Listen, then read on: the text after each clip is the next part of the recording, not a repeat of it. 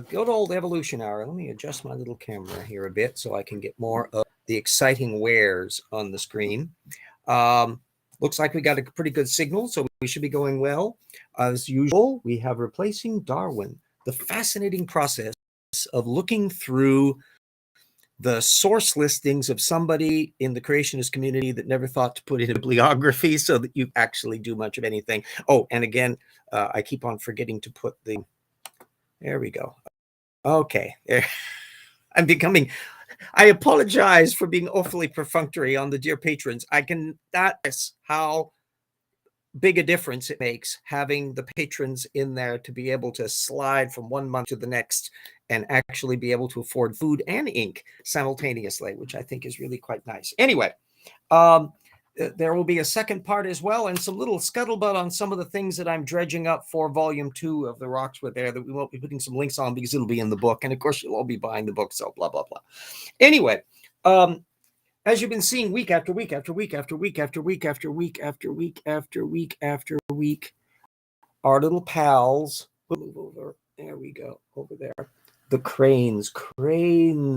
I'm calling this cranes but no skyhooks, which is a joke about Dennett, who described skyhooks as being things that creationists use, godly interventions, basically miracles and other things to resolve. And to some extent, scientists who can get into something happened in between this and this can get into skyhooks and that as well. So read through Daniel Dennett's books and you'll get a sense on that. Oh, hi, hello, Ian.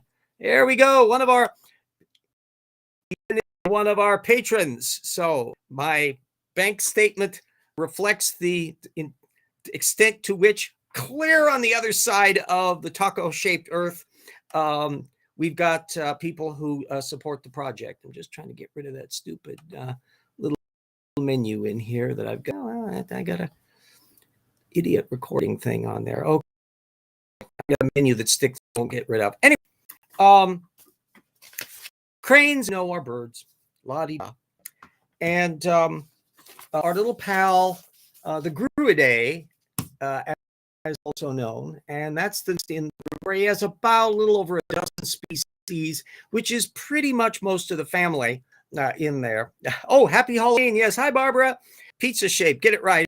Oh, yeah. Oh, taco versus pizza. There we got a clear thing. You know, let all of these stupid little pie plate versions go there. But the question is it a thick crust earth pizza or is it a thin crust pizza?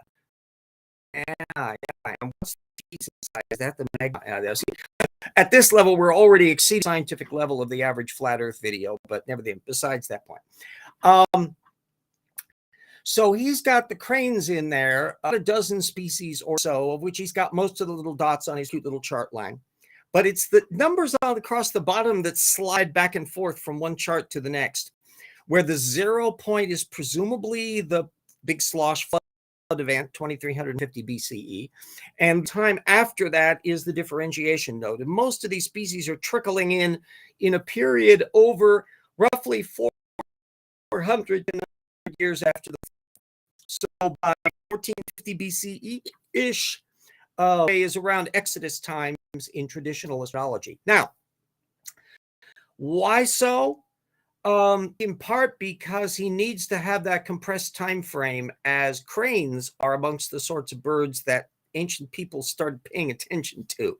So the Greeks noticed them, Aristotle, other cultures, Chinese, they would paint pictures of them and so forth and so on. So he's got to kind of have them come in really quick. So I know it won't come as a shock to you that Jeanson neglects to offer any sources relevant to cranes anywhere in the book. It's not that there wasn't material available, but nonetheless, he doesn't really bother about it as usual. So it turns out that they've got fairly patchy fossil records, so that there are not any really paleontology papers that I'm able to put online up in the links to that. But there were people, Krajewski among others, who have been studying the genetics and working out the phylogeny of them for decades. And so there's a 1994 paper that I'll be putting up and one from 2001 by Reimer et al., and then the more very recent Gruidae 2010 paper, which kind of settles it. And what you've got are hundreds of thousands of years for some of the more recent subspecies, and then millions of years going for the broader branchings, all of which he's scrumping into that very tight. Hello, Brian. Morning, sort of. Yes. Well, it's I had done some yard work yesterday because it was one of our narrow little windows, and some more today because we're supposed to be getting back into rain mode, and I have having everything to settle up for the holidays, and eventually I'll have to pull the hoses in and blah blah blah. Put the little temperature gizmos on the faucets to make sure that they don't freeze up, little insulator pods that you get. Everyone who lives in a northern climate knows all about this stuff, and people who are down in hot lands down in Arizona all are going, what? Anyway, the things you have to go through to prepare your stuff so the hoses don't freeze up. You don't want your pipes to freeze up in the winter, so you got to put some insulation on the little outside faucet to make sure that that water doesn't get troublesome. And then, of course, you maintain the house warm and all that kind of little fiddly bit there. The wonderful world of cold climates. Anyway, so we've got all of this. You'll see some material. There's a little bit of an allusion to some of the fossil record in that 1994 paper and others. So you'll have a fun time on that one. The other part of the show relates to Sherwin and Thomas, a 2012 article. Remember, I'm going through old issues and facts going back decades to work on volume 2 of The Rocks Were There. Because I want to make sure all of the little, one of the things that's so characteristic of creationists, add Mylar to the inside and I'll add a few degrees of protecting. Yeah. There we go. Tips from there. Anyway, one of the things that you see when you're looking at Acts and Facts and also at Answers in Genesis is that on any particular topic, they post it, and then they post it again, and they post it again, and again, and again, and again, and again, month after month after month, year after year after year, retreading material from previous years. CMI will trot stuff out from 10, 15, 20 years ago as if it were relevant to the points at issue.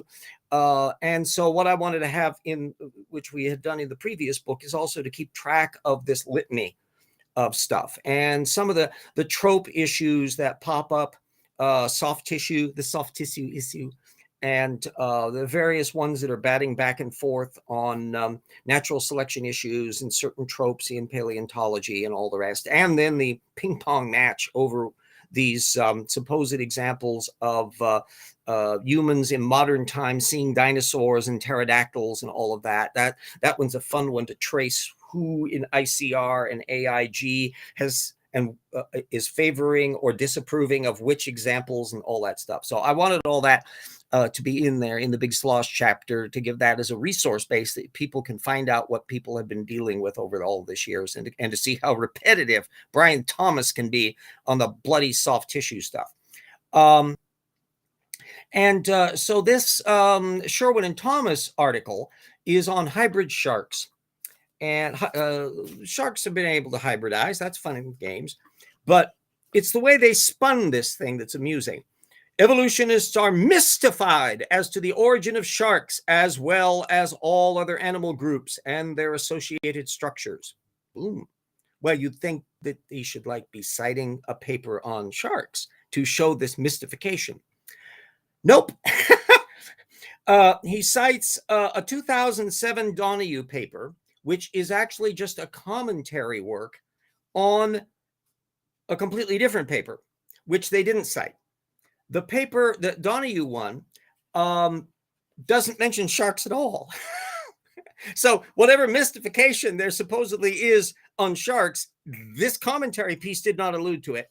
And it's probably because the article it was referring to was Bailey 2007, and I'll be putting the links for all three of those. The Sherwin and Thomas, and then the two other pieces up for the final links, is on a discussion about whether some neoprotozoic embryos from 600 million years ago were or were not animals or not. And so it has nothing whatsoever to do with the vertebrates and shark differentiation and all that kind of stuff. So this is an example of that continual shell game that goes on to where they cited a technical thing, which was actually just a commentary piece, and it wasn't saying what they claimed it did, and is about a completely different subject altogether, which you'd only know if you looked up the original source. So now that we got those little sidebars out of the way, I'll just give you some teasers with some of the things that I've been uncovering for volume 2 of The Rocks Were There. And it's in the continuing saga of creationists screw with their sources.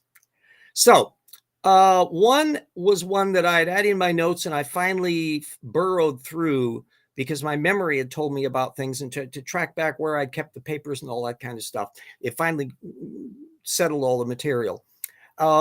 Andrew Snelling has repeatedly, as in at least 3 times that I know of, and there's a couple other creationists who have also done this. They put a chart up every once in a while on supposed problems with volcanic dating. And it's from, they claim, a paper from Brent Dalrymple, from going way back into the 1960s. And it turns out the story is way more interesting than that, because where it actually derives from is Steve Austin, who had done a thing in 1998 or so, where he had that little chart for the dates, the volcanic dates that are supposedly discordant, drawn from the Dalrymple paper. Well, when you look up the Dalrymple paper, yes, there are dates on those subjects. The problem is what Austin had done was write down the numbers from the wrong column. The column that was listing the quantities of potassium-40 that had been detected, not the date of the rocks. That was in a different column altogether. And that mistaken data was put up by Austin in his paper. Snelling copies the Austin with the wrong numbers on it, but doesn't cite Austin. He cites Dalrymple. And quite a few of the others cite Dalrymple rather than the Austin work. So they are relying upon this data, daisy chaining it from one source to another. Snelling either never thought to check the original data, which is entirely possible, or he did and he didn't care. I'm willing to be charitable and say that he just never bothered to look. He just copied the material from Austin and assumed that Austin had not made him a goof. And that is an indicator of that level of parasitical copying that occurs all the way up to the top echelon of creationist apologetics. I don't know of anybody who's really immune from it, with the marginal exceptions of some of the honest creationists like Todd Wood and Kavanaugh and Kurt Wise and that, who are really careful about how they word stuff. They can still make goof up mistakes and flush data down the toilet, but it's not quite so, oh dear, dear, dear, cases that we find with Snelling. Oh yeah. Oh, this one, yes. The poorly recycled gish galloping word salad is common still. I will give you one point that's important to remember when dealing with modern day creationism. I am an old fart, as you may have observed. I come from the Dwayne Gish era. Kent Hovind, the little wacky twerp, and you should see the weirdness that's coming out of that stuff. Apologia and others have been doing various analyses on this, and that is gruesome, and things involving illegality and child abuse, and it's getting really weird over there in Dino land. Anyway, but that all of that group comes from the time when Dwayne Gish was in the early stages in the 1970s and 80s. And so the only way you could know about creationism, there were no websites, there was no Answers in Genesis, ICR didn't have postings up in PDFs, none of that stuff. You had to physically read their apologetics. You had to subscribe to their magazines and pay money for all of that. You had to buy their books. I had to buy Dwayne Gish's Evolution, The Fossils Still Say No, boom, boom, boom. And the older versions of these things had been circulating around from the 70s on. And so a lot of those were unavailable out of print, et cetera, et cetera. When you move into people that you are encountering online, especially if they're at the Standing for Truth age thing, ones where I have pants older than they are, then now the odds that they're ever going to pay any attention at all directly to anything in the Dwayne Gish era drops like a rock. Why? Because virtually none of it is available online for them to copy. Remember, they're secondary source addicts. Only a smattering of Duane Gish's articles are available online, and none of his books, for all practical purposes. The same is true for an awful lot of Henry Morse, although you can find some PDF copies of some of the more recent material. But all that older material is very, very ancient. And so the newer generation of apologists are going to be riffing off of largely online material and videos, where they'll be copying what they have seen on things and they'll paste a little blip and things. So it's much more in the cut and paste directly from source material. Now, the fun part is that actually makes it easier to track down their stuff, because unlike somebody citing a quotation from a Duane Gish book, where you would have to physically go into the Duane Gish book to see the thing. Oh, yes, exactly the same methodology. Oh, yeah, there has not been innovation in creationist methodology since 1870. So it's all the same blip. That unlike that stuff that's hard to track, when somebody is cut and pasting from electronically preserved material that they gleaned online, sometimes way easier to track down where they're getting it from.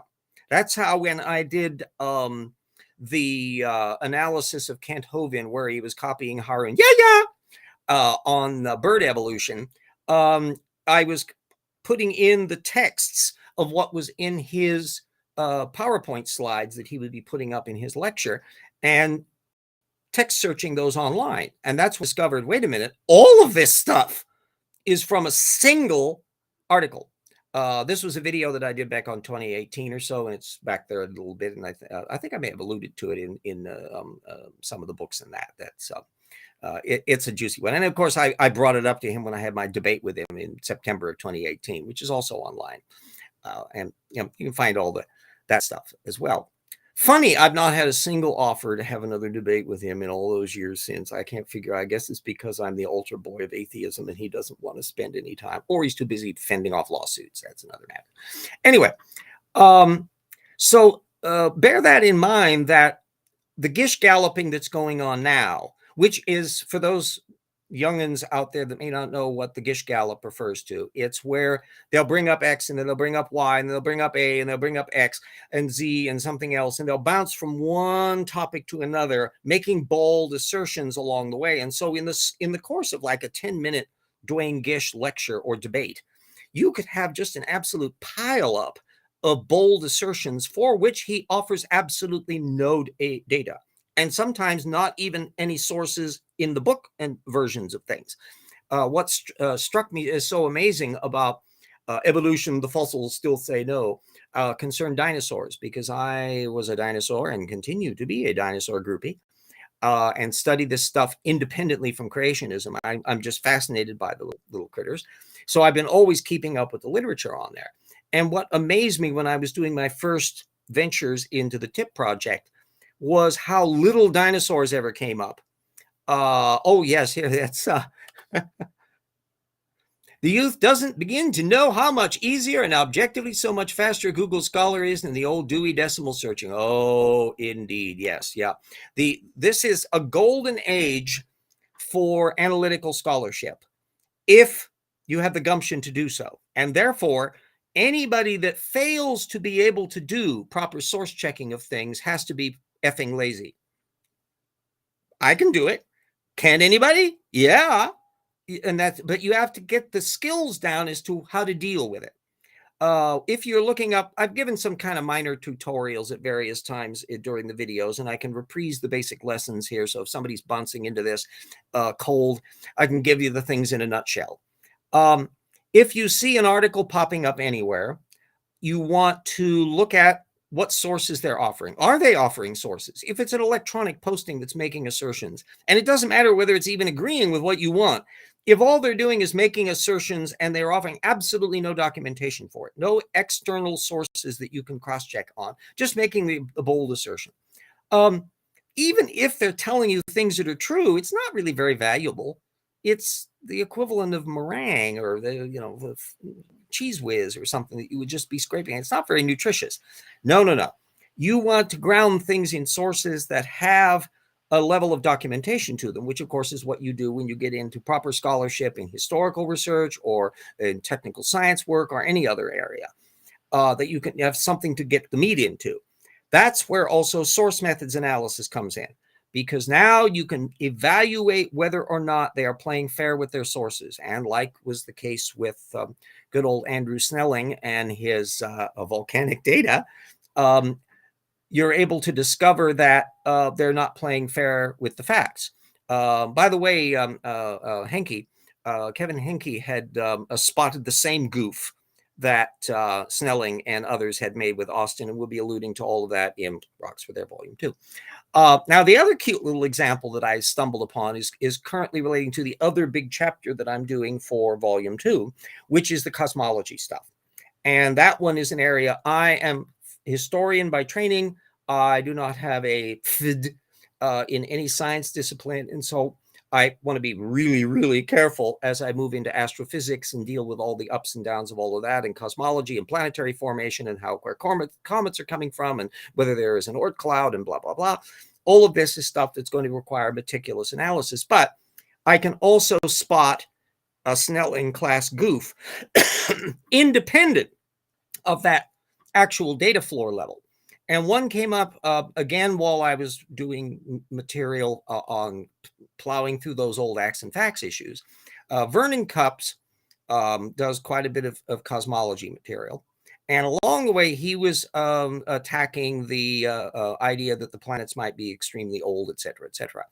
And he had a daisy chain that it turned out to be much more interesting than he wanted me to realize, because he had a little authority quote from a perfectly fine astrophysicist talking about how a certain issue was not known, the answer to that. And the book has a date of like 1983 on it. Well, I was able to obtain a PDF copy of the book. The book was written in the 1960s, not the 1980s. It was reissued in the 1980s without changes, by the way. And he had just a preface that he put in to give a little brief analysis, because he thought it was worthwhile for people to be able to see the state of the art as it was in 1968 without him updating it. And of course, he's continued to do work in the field shift, and he's still around. And so in this preface, he explicitly discussed the very point that Cups had quoted him on, where he was explaining how subsequent work had clarified that issue. Now, because Cups had cited that exact book, either one, he authority quoted that little snippet from the main text but never read the introduction, lazy, or he read the introduction as well, or read the whole bloody thing and knew that there was information in that contradicted the use of the quote that he was going to do, but he went ahead with it anyway. Which is it? I'll be charitable and simply assume that Cups is fantastically lazy and just found the little authority quote, or may have, well, the fact that he was drawing on the 1980s edition meant that he had to have that physical one. He wasn't citing a 1968 edition on it. So all of that is an example of how seriously screwed up the methodology of creationism is, and anybody that operates in that mentality. So one of the big lessons that I have regarding the Tortugan model of the mind and all of that stuff, yes, indeed, sloppy. Yeah, sloppy is something that you find occasionally amongst regular scientists and historians, typically ideologues. And often if they have academic positions, this bites them in the ass and they get let go. You find that in a lot of things. Mark Hauser had an example of that recently with primate research. So there's all sorts of stuff. Yeah, I would put money. I've learned more cosmology on my dark matter search related paper digs than any creationist will ever find. Yes. And that's what the wonderful thing is, that you can, there's a variety of ways you can do. The most obvious one is Wikipedia as an entry level thing. If Wikipedia's got an entry on it, it means it's a big topic. And then you can look and see what's in there. And by and large, they tend to be fairly up to date and broad ranging. And if there's controversies in the field, they'll call attention to that, and so forth and so on. Sometimes you'll bring up a topic, and particularly on a lot of obscure and quite recent fossils in particular, where when you try to find a Wikipedia entry on it, they might have one, but boy, they ain't telling you much.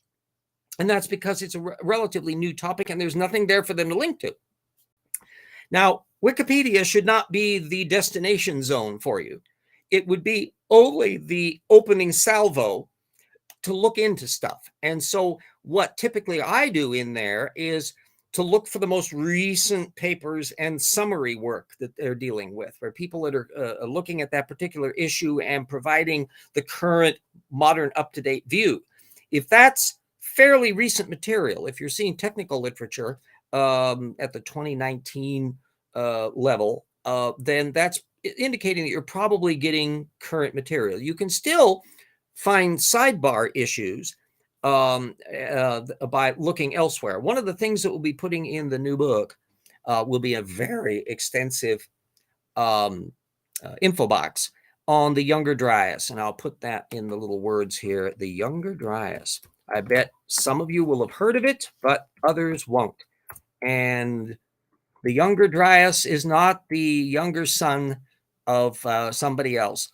The Younger Dryas is a period of wacky climate fluctuation that occurred, I think 7,000 or 8,000 BC, somewhere around in there. And it relates to issues about what was going on with the Black Sea flooding that may or may not have some connections to some of the mythology that brings in to the flood and the Mesopotamian flood stories and others that eventually end up in the Bible. So it comes up from that era. But also there was a thing that I felt was such a useful example of a genuine scientific controversy that's been boiling for years. And that's whether or not the standard model of the Younger Dryas, which has to do with it being triggered by ice dam breaches down the St. Lawrence and altering the salinity pattern of the Atlantic Ocean and shutting down the currents and doing all sorts of that stuff. In other words, a physicalist basis of things. And then there's a small body of very persistent scientists, a relatively small group, who insist that it was caused primarily from a little boloid impact in a location that they're not entirely clear as to where the hell it came down. And this has been going back and forth in a ping pong match, largely in the proceedings of the National Academy of Sciences for over a decade. It's just hilarious. And so it's a thing that I thought it would be a useful measure to see how an actual controversy goes on, and then anybody who wants to can dive in and start looking at all the back and forth in the ping pong match, and that it goes. Plus, some of the characters that figure in that debate pop up as figures in other side debates about stuff, Middle Eastern archaeology and Sodom and Gomorrah, and there's a whole bunch of sidebar issues that pop up. So pay attention to some of those things, and the players involved can connect up to other things. And it's just a rip snorting thing, because I'm always like waiting almost with a bag of popcorn available for the next Younger Dryas impact crater paper to come up, either from people criticizing it or people proposing it again. So it's absolutely hilarious. Oh, that one is another one we're going to be alluding bits and pieces of that in the new books, as we did in the previous one, because the creationists definitely have a thing about climate research, and also the glacial material that allows us to measure past ice ages, because all these glacial cores, first of all, allow us to have, I think the current glacial data tracks back with the Greenland cores and others, like hundreds of thousands of years. It's a long time frame. And they're able to cross-reference this against places like Lake Van and Lake Sugutsu over in Japan and all that. And we've alluded to a little bit of that in the first volume. And there'll be a little bit more referencing on that issue that's coming up in the second volume, particularly in relation to like dendrochronology and that sort of stuff. But also in one of the future books that Jackson and I will be doing, all of that climate-related material is fair game for the discussion of conspiracy thinking and climate science denialists and all else, which now connects up with political issues and so forth and so on, to where you've got, it will probably come as no surprise to you that there is a subset of subsets. If you look at climate science denialists and Trump voters and young earth creationists and intelligent design advocates and anti-evolutionists in general, there will be a not trivial overlap to where you've got, and that's why I describe them as the Kulturkampf. That's another word that will want to be, that I constantly use. It's from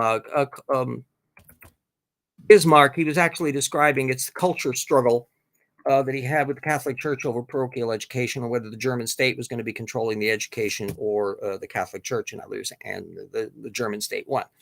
But at any rate,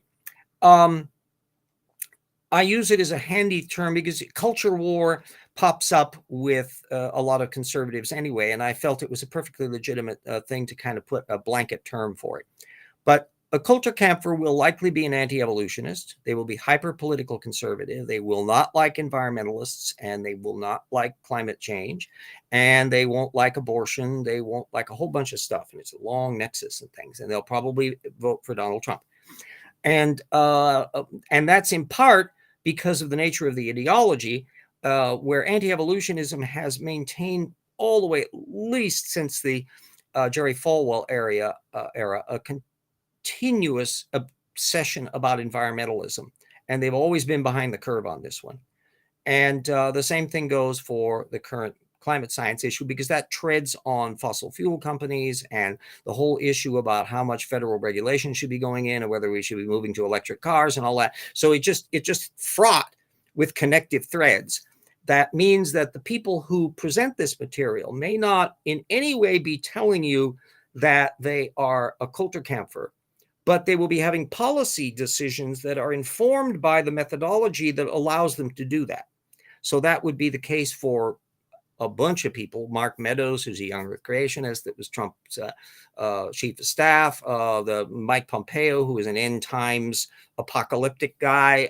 He puts up material about this stuff, and you find it routinely amongst the top echelon of apologists and activists in the current Republican Party. Yes, the Exxon taught the Republicans how to feed the misinformation train as well. Yes, Oresky, I've forgotten her, Naomi Oreskes. Let me put that in there. If you Google her, she's written and co-authored quite a lot of papers in various venues, preceding International Academy of Sciences, Science, and others, where she's been looking into the disinformation system that was developed by the old tobacco lobby and then switched over to the oil industry, and you find it in a whole bunch of different venues today. So all of this then is of relevance to the source methods issue, because it all involves how you go about constructing arguments. What evidence do you pay attention to? How much do you ground it on? How much do you work out what conclusions you do based on all that evidence? And the very same sort of minds that will never fact check a damn thing when they're thinking about whether there were dinosaurs on Noah's Ark will be doing exactly that same thing when they are saying, oh, the inflation that we're having is due to Biden's spending. Nope, sorry, that's not really true. First of all, the anti-inflation bill that just passed, that's also involved in environmental issues and lowering prices on drug payments and the like. The vast majority of that hasn't even hit in yet. It hasn't even kicked in. There's not been a dime spent. And therefore, it can't possibly have an impact on inflation. Likewise, for so much of the work on the infrastructure thing, which is like $1.7 trillion, but the vast majority of it's over a 10-year period. So that also can't do. And if government spending were the cause simplistically, then it should actually be dropping down, because the Biden administration has been whittling the deficit down to where it's substantially lower than it was during the Trump administration. So things are more complicated than that. The major reasons why there's inflation, and I keep on, for people who follow me on Twitter, I've been lobbing stuff at various Republicans who bring this issue up, and put some little references in to that effect, is that we have an extremely rapid rebound from the pandemic. Every nation that has gone through a rapid rebound has suffered inflationary spirals because suddenly everybody's buying stuff again. They're driving, so that's driving up the price of gas and that because there's more demand. And then there's a certain degree of corporate profiteering. And Katie Porter, House of Representatives from California, the one with the glorious charts, she did a beautiful job, as usual, of putting up information about the fact that they're raising prices. Many industrial sectors are raising prices way above what the price of their components are going up. So they're capitalizing on this, and that's contributing to the factor as well. I'm old enough to remember the 1970s period when we had the time that we've had a big inflation. And that's, I think, part of the problem is that you have to be an old fart like me to have remembered this, because when Reagan and Volcker decided to squeeze the inflation out, which was a 15% inflation, double of the kinds of stuff that we're experiencing in this particular cycle.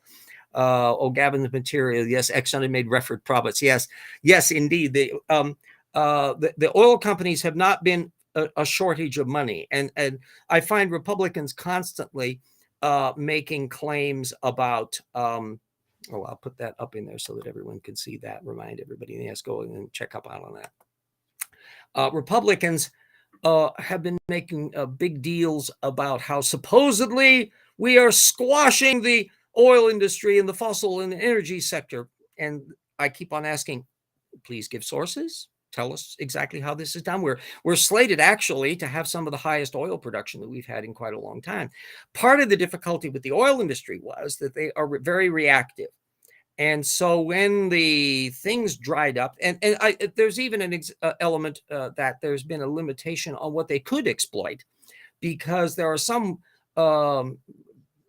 areas that if you try to drop production down too low, you really can't get anything out of it ever again.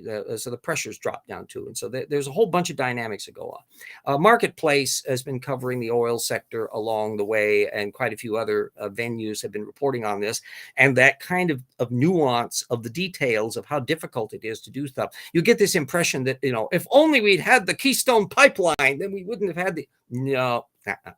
And of course, the other elephant in the room is that, do we want long-term to continue operating on a fossil fuel basis? And I'm up here at 2,000 feet in Spokane, Washington, and the Columbia River looks like it's fairly stable.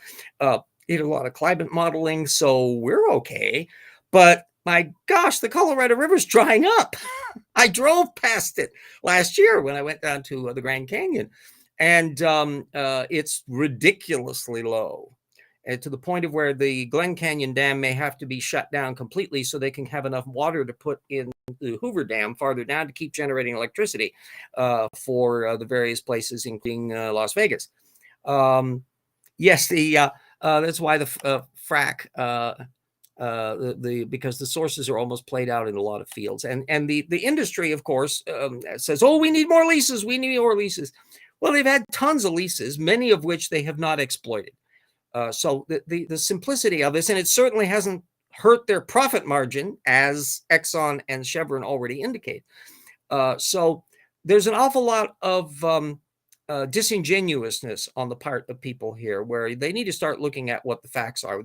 Our own region has to deal with whether or not we, in the long term, want to stick with some of the dams that we have, because it's just screwing up a lot of the salmon runs, where it's not easy to develop things that will allow the little critters to be able to get to their spawning grounds, even with fish ladders and the like, that are a part of the Native American culture. And it's also a huge part of our industry here with salmon harvesting and all that. And the same thing has gone, you can see in so many of fish stocks around the world, where overfishing occurred back in the 70s and 80s to the point of where things collapsed. And that's why they have a different set of fishes that we get in a lot of restaurants, because some of the earlier populations had dropped down so catastrophically. So there's an awful lot of material to deal with, and it's accessible, and there are specialized journals that relate to all of this stuff. But odds are that ideologues won't get in with 100 miles of that any more then the average creationist that you bump into on the internet is going to know diddly squat about the reptile mammal transition. I know because I asked them and wrote a book about that very subject. Speaking of which, books for the holidays, gift giving. I'll do a shameless plug, and I added the Paralogs of Fog novels, the 2 books that are out there on that as well, that if you have reader friends that like mysteries and science fictions or the science fact stuff with Roxford there and Evolution Slam Dunk, consider that as very heavy stocking stuffers, because they are quite bulky books, but they are a fun and game. So yes, yeah, the scale, it's all an intricate feature to deal with, and there's an enormous range from one river system to another, and how the various dams were built and when they were built and how much it cost to retrofit them and so forth. There were lectures on this at Eastern Washington University a couple of years ago on people that are actually doing the dynamic research and trying to figure out what exactly is turning on salmon and why they respond to certain kinds of features in the water and others. And it's an immensely complicated task that requires very great care on it. And the problem is if you have politicians who are functionally scientifically illiterate and methodologically incompetent, Andrew Snelling class, they'll sound terribly confident, but underneath it is just air. And we're reaching a stage where we can't afford to have incompetence like that making decisions for us politically. Now, there's going to be lots of places in the country that these people slip in and get elected. And we'll be paying the price for it for a long time to come, just in the same way that the climate deniers in the Senate and House have been foot dragging for decades, and I've been following their antics back and forth. And so every attempt to try to do something has had, he just recently retired, Inhofe. But Louis Gohmert, and there's a whole bunch of other ones in there that are believers in from their point of view, they're just as convinced that their position is grounded in reality as flat earthers are, or Andrew Snelling in his young earth creationism. And so the level of confidence and intensity that they have is not grounded on actual facts, but they have the power to make votes. And that's terribly dangerous. There's a variety of things to do. Of course, the Snake River, of course, empties into the Columbia, and the Columbia hasn't been in a natural state in my lifetime. They started building dams along this one with the Grand Coulee up farther and up, but John Day and all that all the way down. So functionally, the whole Columbia River system is a giant nested series of lakes. It changes commercial development because the Tri-Cities, which are way upstream, not quite as far up as Spokane, but nevertheless quite a ways up in southern Washington, are port cities, and they have barges and stuff that go up because of the Columbia River being dammed up. And so you've got these large ways of getting boats up, and so it's a series of staged lakes.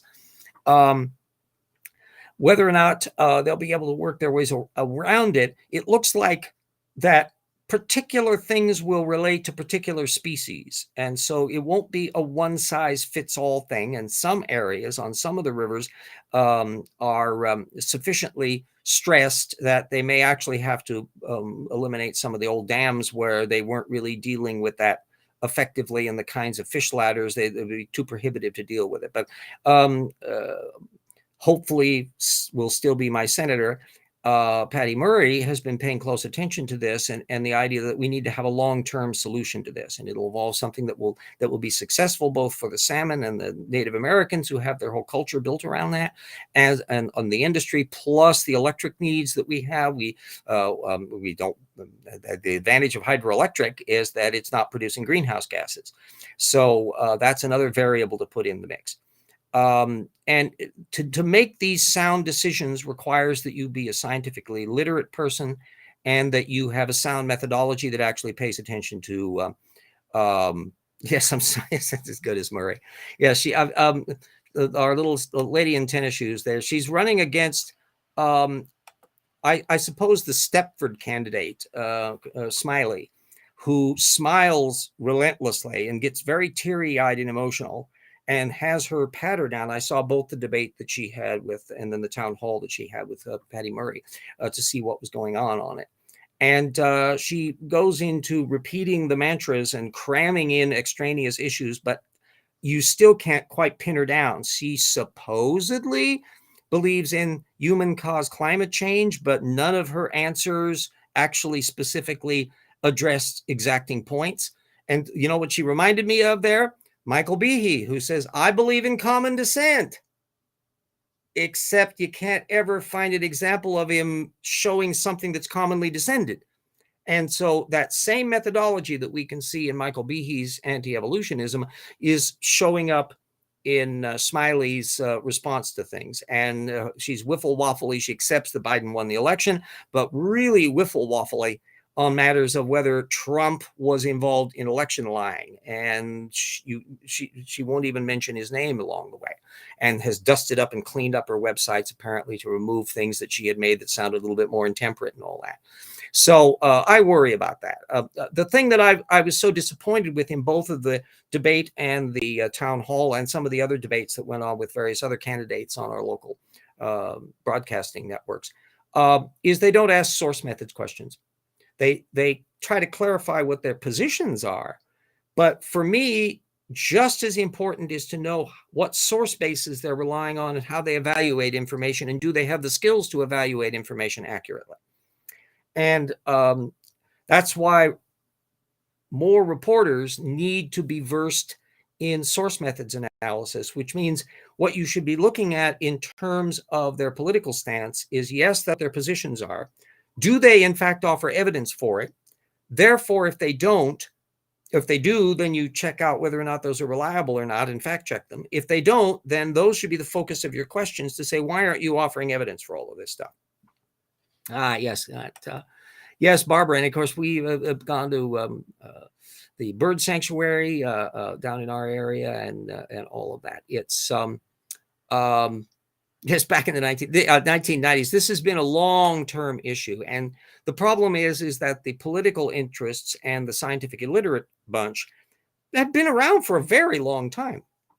So trying to make any headway and dealing with material with people who data just bounces off the Tortucan mine shell, that's the kind of thing that we get into. So source methods matters.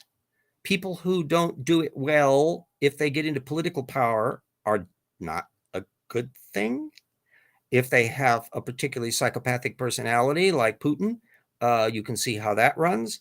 Or in North Korea, or Xi, who's the new son of heaven over there in China for his, he'll probably be there until they roll him out on a gurney decades down the road. We got to see how we're going to be running through the rest of the century. I plan on sticking around along at least enough to finish the remaining 9 volumes of 10 volumes of the Paralogs of Phileas Fogg series. Oh, it's going to be fun. As well as quite a few science books in there, because Jackson and I, of course, have the Rocks with their volume 2 in line. Then we have a work that we're going to be doing on the conspiracy theory, subculture, and that methodology there.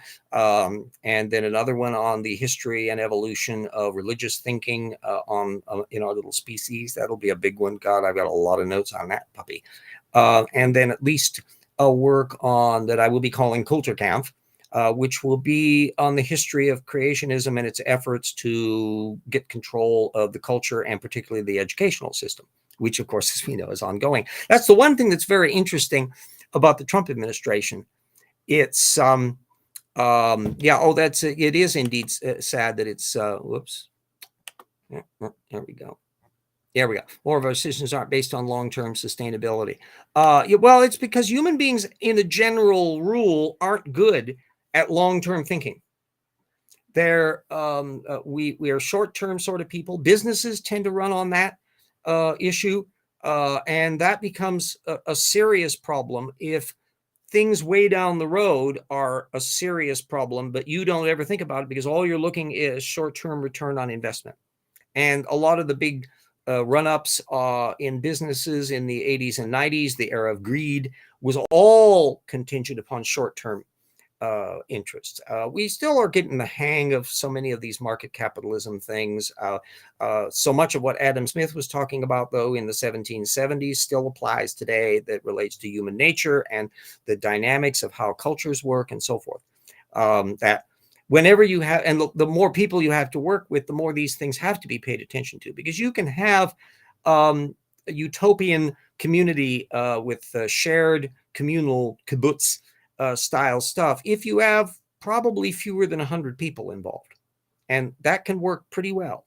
But the moment you attempt to scale up, or if things expand to the point where you need to scale up and start dealing with thousands and tens of thousands and hundreds of thousands and millions of people, the ghost of Adam Smith is hovering over there saying this is how things are actually going to work, and people can model how behavior in that runs. And so to some extent be a little charitable that some of the bad decisions that people are making on either the left or the right will be not because they're wicked people, but because they have impetuses and interests and prejudices that are not properly grounded, and they don't necessarily think, well, what about the downsides of stuff? We've seen in the last 40, 50 years, things that sounded good at the time that turned out to be a bad idea. Let's go back even farther, 100 years. The prohibition of alcohol. Alcohol was a terrible scourge. It had objective bad effects. It was ruining people's families and others. And so the temperance movement had supporters on both the left and the right. And it got in and generated in a relatively short space of time a slew of unintended side effects. That meant that the cure was worse than the disease. And we had to try something else. And it was the one area where we passed another amendment that said, nope, no more prohibition. Won't do that. The whole failed drug policy approach of just lock them up, and that as a way of dealing with drug addiction and various things, including marijuana, just didn't work. And other ways of dealing with it had to be tried. The three strikes you're out activity that the Biden supported and Clinton at the time, and I thought it was not an unreasonable thing to do at the time, turns out to have unintended side effects and bad problems with it. Sometimes there are things that you don't even realize the unintended side effect on until way later. The irony of the fact that the eradication of measles in the early 20th century cleared the way for polio epidemics, because it turned out, they didn't know, that the polio virus was actually being impacted by measles. And so the presence of the measles thing was slowing down the spread of that as an unintended component, and remove the measles and whoop, you got a different field operating. And so these things can happen even in the scientific community, which is kind of why if you want a nice theatrical exemplar of how people can make reasonable decisions that turn out to have unintended side effects, catch the Andromeda Strain, the 1970 movie, which is one of my favorite science fictions. Not the horrid TV version that was made in the early 2000s that tinkered with the plot ridiculously. There we go. It's spokesman.com. Study cannabis users rises while strong alcohol use. Yeah, the I've always thought that it was probably an unwise idea to try to treat pot in the same category as you would heroin and now fentanyl and all that. I'm not a pot smoker, so I don't have a horse in that race. But nevertheless, just looking at the dynamics of how things work, it was an inappropriate policy. And you've gotten the situation now where it will probably take fewer Republicans in Congress and the Senate to finally rearrange our drug laws to be more rational. There have been some things that Biden has done at the executive order level, but it needs more. And of course, the various states, my state has legalized pot, Colorado and other places have already done that. And the problem is far too many of the rhetoric, and Smiley's rhetoric on going ballistic on fentanyl issues during the campaign against Patty Murray, is that they just go in tunnel vision on how bad the thing is without thinking about, well, why is it so bad and what do you do about it? And how much of it is due to the fact that it's illegal, so that you've got now a market incentive for crooks to come in to do that sort of thing. That's what happened with the prohibition of alcohol. It just produced a nation of lawbreakers, and you can't arrest everybody for drinking. And it even had an impact unintended on American ocean liners, because ocean liners in the United States were under the prohibition rule, any of them owned by American lines, so they couldn't serve alcohol on transatlantic voyages. Boy, that was a great boon for business. So if you wanted to go from New York to London in 1925, you were not going to go on an American ship if you wanted to have a drink. You were going to sail on a Cunard or White Star or some other liner, or the French line or somewhere, where they, as soon as they were out past the international waters, boop, pop the champagne corks, let's have some fun. So lack of seeing the big picture. Yeah, exactly. So the Andromeda strain I brought up because, first of all, it's a delicious science fiction story. But there is, oh, hello, Quacker Squirrel. The Andromeda strain is a useful enterprise. First, Robert Wise did a beautiful job of directing it and all that, and it's got an interesting electronic score. But there is a point where a decision is made about dropping the bomb on Piedmont that is absolutely logical based on their understanding of things at the moment they want this to be done, that later on they discover it would be a catastrophically bad decision to make. And that reminds us about the unintended side effects of things.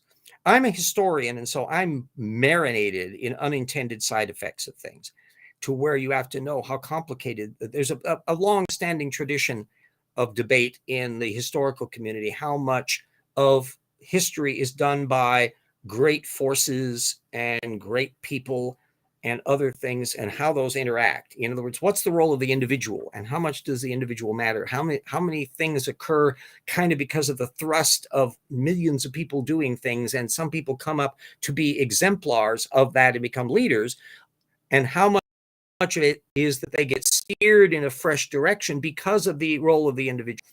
If Hitler had existed, would we have had World War II, for example? If Donald Trump had not gotten into politics, how much of that would have affected the way we do? We can't replay those tapes to know, but we can study history and how things play out in various areas to see when it rhymes. And so that kind of contingent thinking is something that any historian has to pay attention to. And I would like it if more people outside of that frame had a greater sensibilities of it, of pondering the what ifs of things. And that's where science fiction comes in, because science fiction plays with what if. So you can look at the world that never happened in Soylent Green, which takes place in the 2020s, or Metropolis that takes place in the year 2000, or where it will be coming up pretty soon on the year 2035, which figures in H.G. Wells's Things to Come. We all have already passed 2015 from Back to the Future 2, and our 2015 didn't look like theirs. I passed shot like a rocket past the 2001 of Kubrick's 2001: A Space Odyssey, and boy, our 2001 wasn't anything at all like the one they envisaged. So to understand why that happens the way it does, and why history turns out differently than what one anticipated, even clever science fiction writers, tells you an awful lot about stuff. And so science fiction and what if in historical context, I think, should be more studied by people as a kind of way to perform these otherwise impossible thought experiments on trying to figure out why things have turned out the way we do, and what decisions should we make to avoid doing stupid stuff like causing life to go extinct on the planet or turning us into a zombie movie. So there we go. Anyway, we're just about at an hour. I've actually got a full hour in on a good signal. Yay! There will be a couple episodes down the road, and I'll give you a heads up on them because of the holidays and stuff that I won't be doing a particular week, but I'm going to try to hit as many as I can down the road, and we'll do it one thing at a time.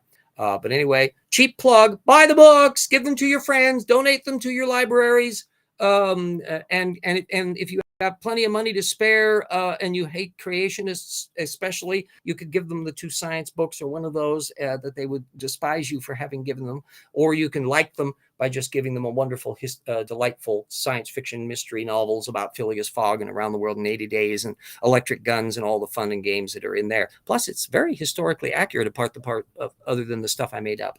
So everybody stay safe, avoid buying any wooden penguins, and we'll see you all next week. Take care, everybody.